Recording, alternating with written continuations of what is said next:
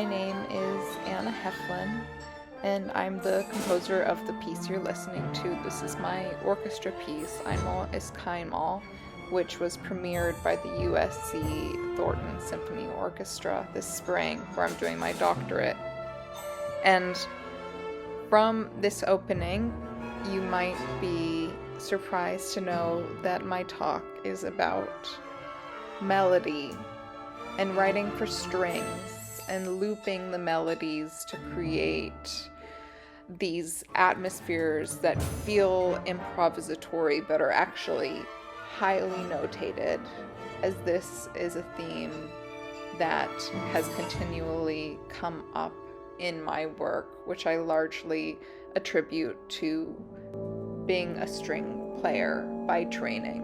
I started playing viola when I was violin first at 3, switched to viola, as many of us do, at 11, and that has just stuck with me, although my focus now is primarily on composing, and I'm doing conducting, and writing is a big part of it as well, which you'll see here in that a lot of my works, most of them, are inspired in some way by literature. And this orchestra piece, the name is a reference to Kundera's The Unbearable Lightness of Being, a book that I would highly recommend reading. So I will bring you to the melodic elements of the work now, so you can see what I'm talking about and we can get started. Thank you to the Impact series for having me.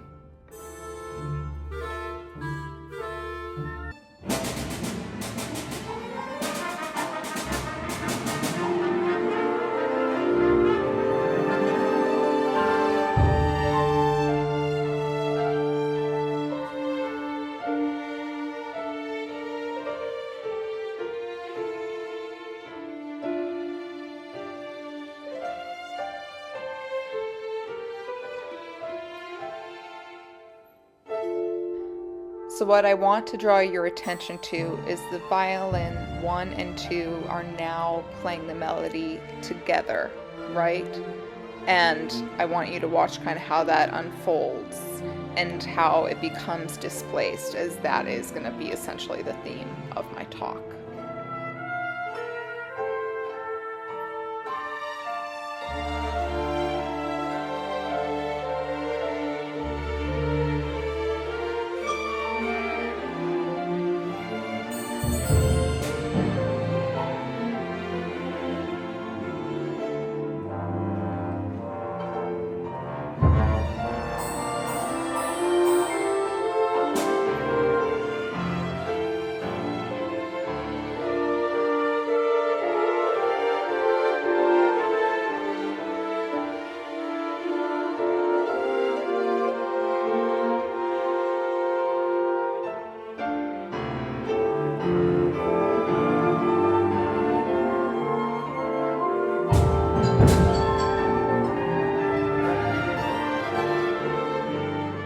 By this point, the melodies are displaced, and layered on top of that is varying musical material from other parts of this piece, Einmal ist keinmal, which means once is never.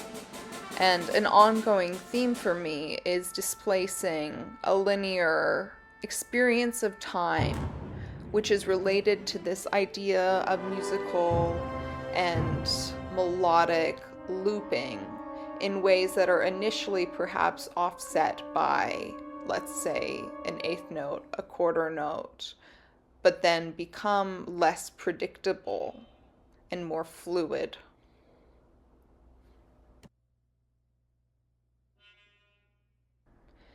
My practice has really zoned me in on composition and led me to exploration of conducting at this point, but here is an example of me playing viola on the right and my friend and close collaborator Shannon Riley on the left. This is a video that we're making to Elvedon, which is inspired by Virginia Woolf's The Waves and is multi-tracked with 6 parts that represent the 6 characters in the novel. But I just want to mention that my string writing is really important to my work, and I think I've shied away from it a little in terms of talking about it because I was perceived just as a violist for so long. But there's something about it that's very perhaps unusual and or particular to string players in that it is highly specifically notated but gives the impression of freedom.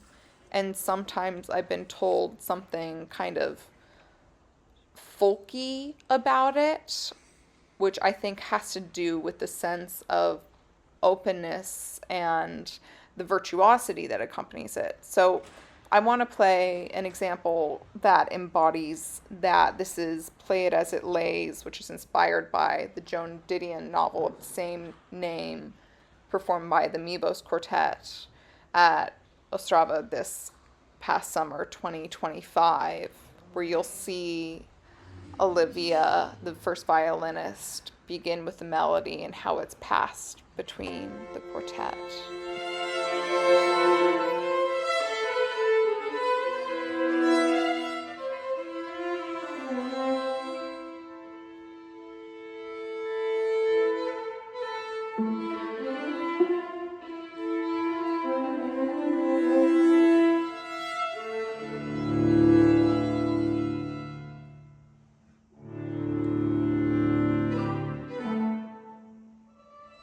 Listen to how viola and violin one begin together and then depart.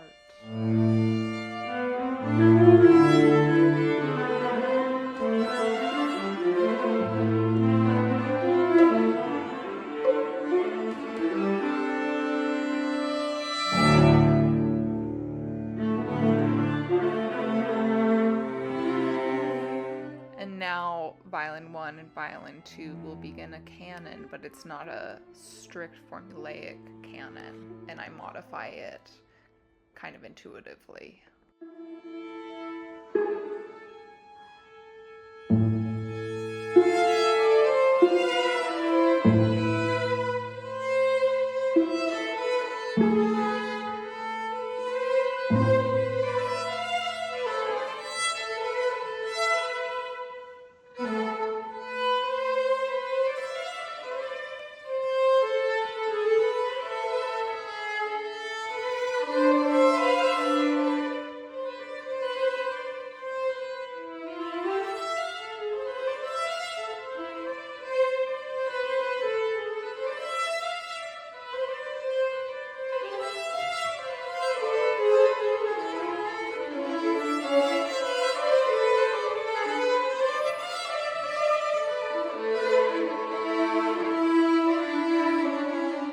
And here they'll come together again.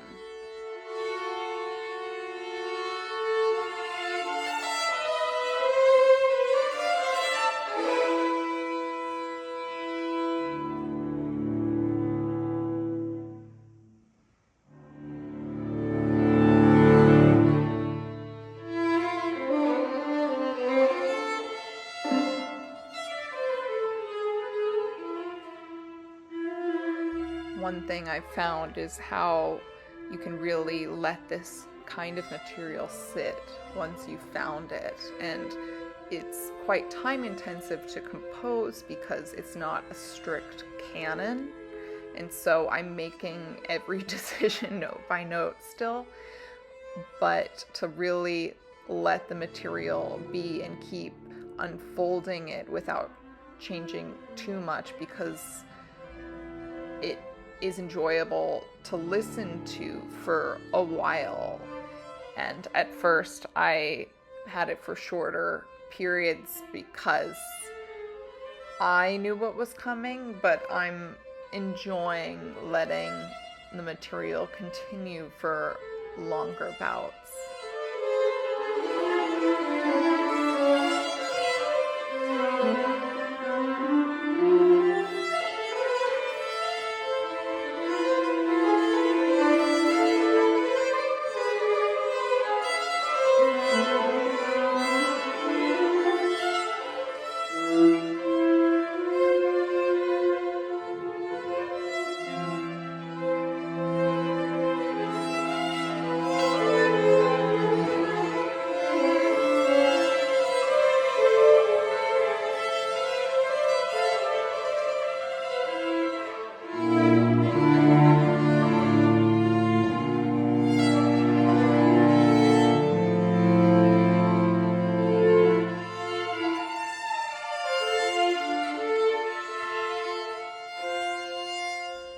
I think a large reason I'm drawn to composing this kind of material is that it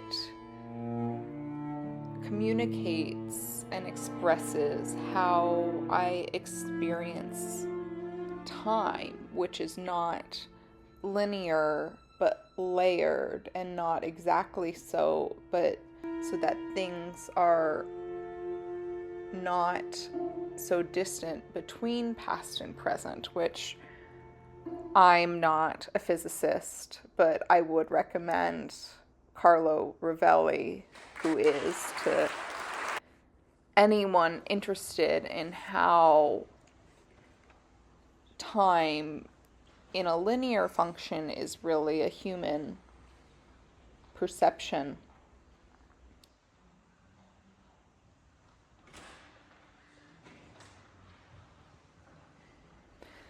I resist traditional modes of meaning making in my work and traditional narrative.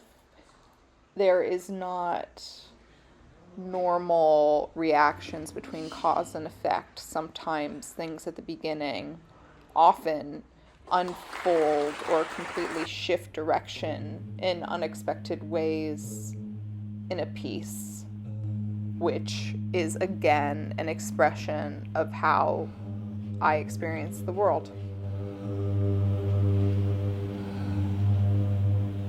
This is my opera, or if you want to call it monodrama, I Won't Be Mad, the incomplete cosmic comics for Aaron Wolf, who was playing the character Kufuwufaka. It's a reimagination and continuation of Calvino's collection of short stories, the complete cosmic comics, or not stories, but comics.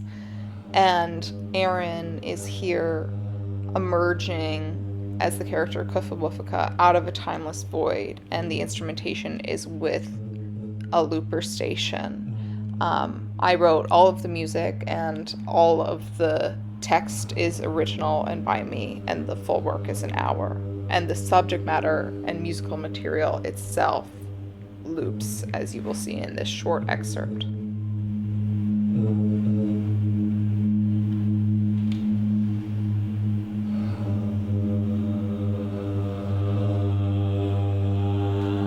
Now I see. The light is a bit bright. I've been trapped in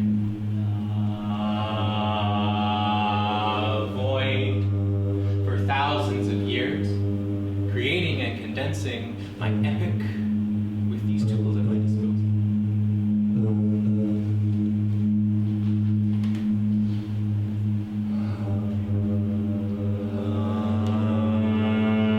My voice, cello, and looper.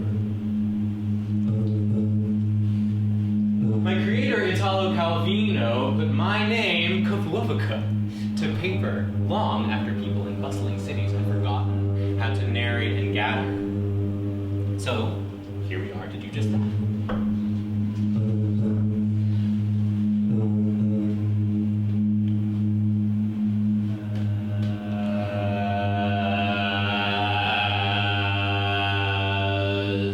As I said, I'm repeating myself already. I've been preparing a collection of stories, or a string of comics, that I found across my countless lives, from amoeba to emotionally distant New Yorker. News stories, unprinted, unpublished. Yes, I've lived countless lives while simultaneously existing in a timeless void. I don't get how this whole thing works either. But I've been summoned here. Out of my void, off of the Calvino page, to reclaim my voice and throw some tunes your way.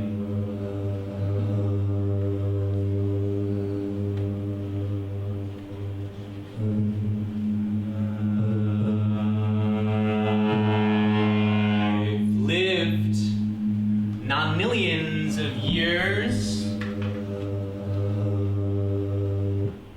We have 60 minutes.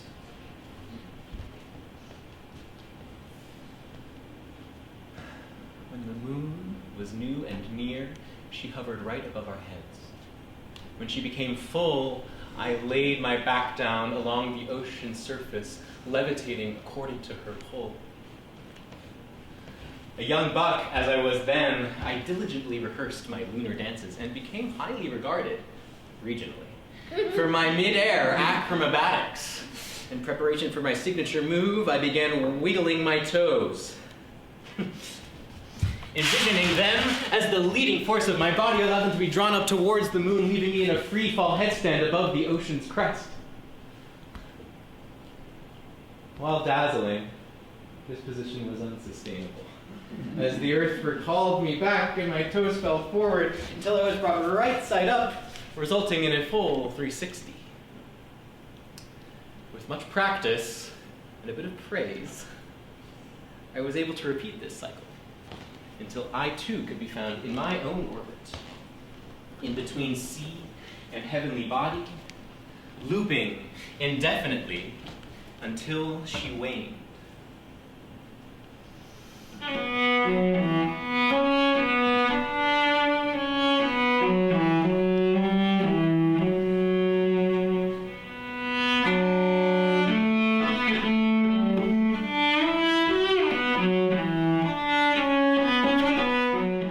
A difference in this excerpt from the previous ones is, of course, that the instrumentation is for soloist and looper station rather than chamber, ensemble, or orchestra.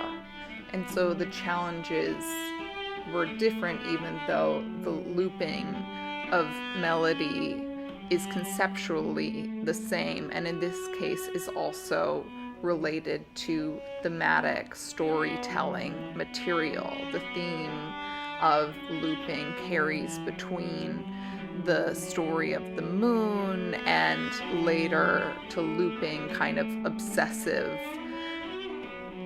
thoughts that get in the character's way and the character eventually has to break free from. But musically, here at this point, with a looper station, I wanted to create kind of a pad that can be built off of and later introduce a counter melody. So when Aaron plays this melody looped 3 times that are it's layered in different places, the melody itself stays the same, versus in the string quartet there are shifts kind of made in real time.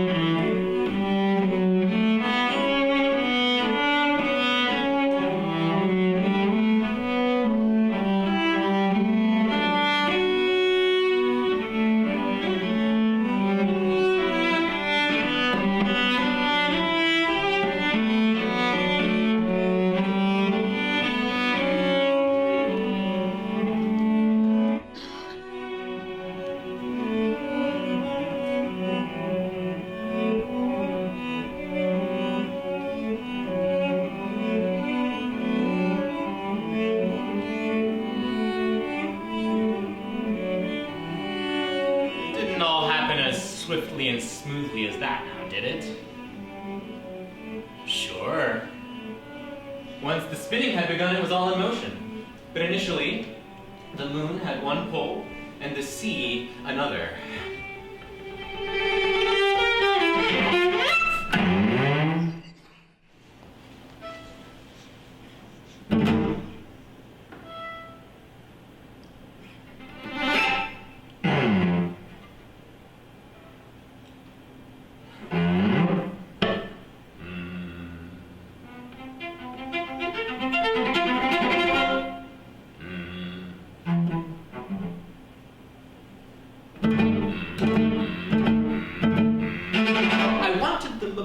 moon ever since Mrs. Vidvid, the captain's wife, climbed up there in my creator's short story, The Distance of the Moon.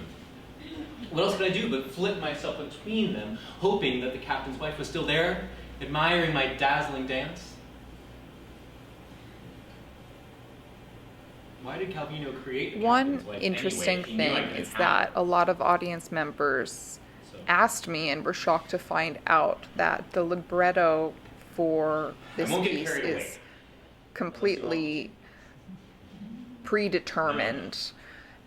There are I'll try aspects to paint of it the accurately. musical notation that are kind of open later on in the piece, but still highly specific, as I worked with Aaron on this for over 2 years. But yeah, every word is quite fussed over. There are certain phrases that Aaron and I had discussions over if he, thought a preposition was off or something like that, but there's no in the moment, like freewheeling with it. I think it has to do with the kind of casual tone and the humor and this kind of liveness, this on the spot kind of rogue character is something that I'm interested in. I find it engaging, and I'm finding it is showing up in both the musical material that I compose, like the string quartet you heard before, and the words in my librettos.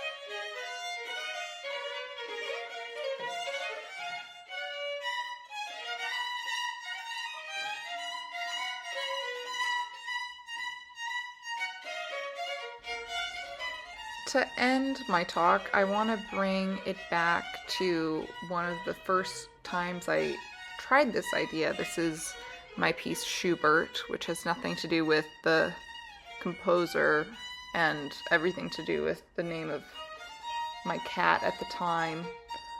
And you can see just one kind of folkish, strange, really virtuosic melody, highly rhythmic, being passed between in canon at times, but other times kind of disobeying that canon, playing by its own tune with individuals having their own moments.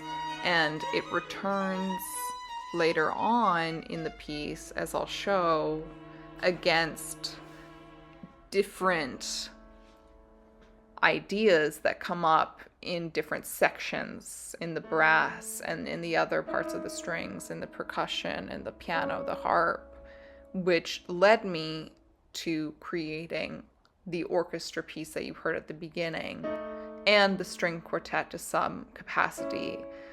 But this was a first foray into that idea that I think has been intuitive and kind of intrinsic to me as a string player.